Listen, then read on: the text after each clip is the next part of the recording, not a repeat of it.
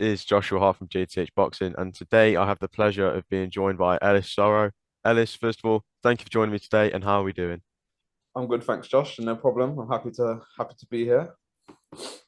Yeah, so first of all, I want to say thank you for joining me today. It's an absolute pleasure to have you on. And without further ado, let's just get straight into this.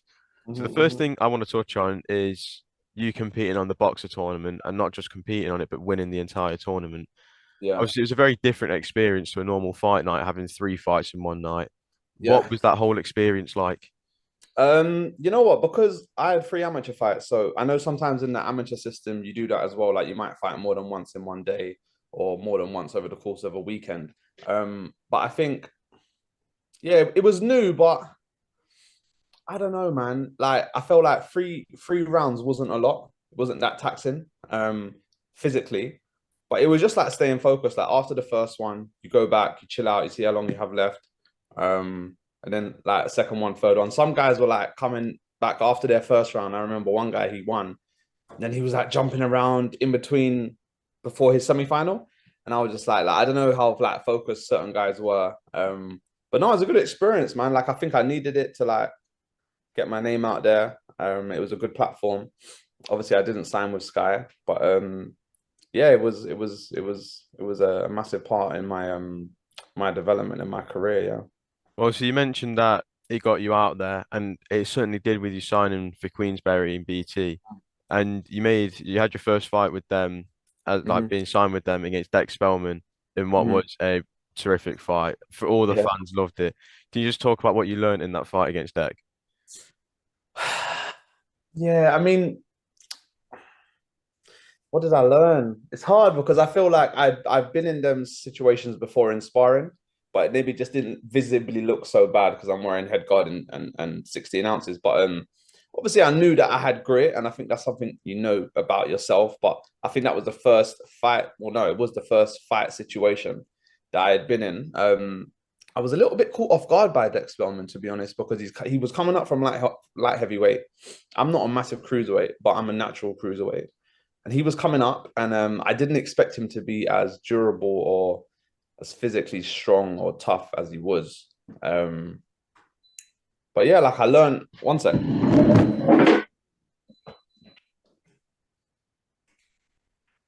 Yeah, sorry. Yeah, I learned what it is to like dig deep in a fight, take punches, give some back. Because up to that point in my professional career, I hadn't really been pushed or challenged, even in the box. I hadn't actually been in kind of a fight where I was tired and I needed to dig down and fight. So yeah, that's kind of what I learned through that. So would you say it was almost a fight that was needed, especially with you advancing in your career now? I think it was needed more for others in the sense of like I said, some of my other fights, whether I had got knockouts or one on points, I had kind of been cruising. And I think the way I box, it might sometimes look like I'm in second gear, but I think it showed that because even people I know, like that know me personally, Josh, they'll be like, "Oh, can you fight though, or can you scrap, or can you?" I had one guy ask me, "Have you got dog in you?" and all this kind of rubbish. So it's like I was glad that I kind of showed that I do. Obviously, the way I view boxing, you don't really want to have them kind of fights too much. You don't want to have too much of them fights. But yeah, I think it was necessary. Like people know I can be in entertaining fights, if that makes sense. And I know that I've been there. So if I'm ever there again in a fight, I know that I've been there before, what to do, how to kill the clock, how to hold on, etc. Now, looking forward, in just under a month's time, you face Hosea Burton. Um, how are we feeling ahead of this? How's training going? Um, Training's going good. Training's always going good. Even if it wasn't going good, I'd probably say it's still going good. It's just how it is.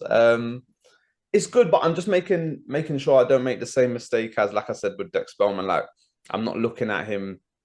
Oh, he's a light heavyweight. I think that was my mistake with Deck, and I'm not going to make that mistake with Hosea Burton. Hosea Burton is probably the best and most accomplished fighter I've ever going to been in the ring with up to this point. Former British champion, loads of experience, knows what he's doing, got good arms, got good range, got a good jab. So yeah, we'll see. I haven't seen obviously a lot of him at cruiserweight. I think he's only had two fights at cruiserweight. I haven't seen any footage of them fights, but yeah, we'll see. I feel It- confident. it's your first time headlining, not just your first time headlining with BT, but it's also your first professional title fight. Yeah. How much more rewarding would it feel to get a win, not just against a good name like Hosea, but then also pick up your first title. Massive, like, even going back to the boxer, like I went into the boxer, I was 11-0, and I kind of, at that point, I wanted a southern area, even before the boxer, I'm saying I wanted a southern area. After the boxer, I was trying to get in English, and nothing was kind of on the table. And then I came out, had Dex Spellman, now I'm 15-0, and it's like I've got no title. And I wanted to do things the traditional way, like Southern area, English, British. But this opportunity came up, and yeah, like to have a belt or to get a title will be, yeah, the icing on the cake, obviously. So yeah, I'm really looking forward to kind of getting my hands on that, and it does give me that extra bit of like motivation and kick in training. And then finally, I just want a prediction for fight night, and then just a quick message to Hosea if he's actually out there watching this video. Message to Hosea. Um, Thanks for taking the fight. All the best. I'll see you on fight night. Terms of prediction, I plan on not letting it go the distance. Whether that's first half of the fight or second half of the fight.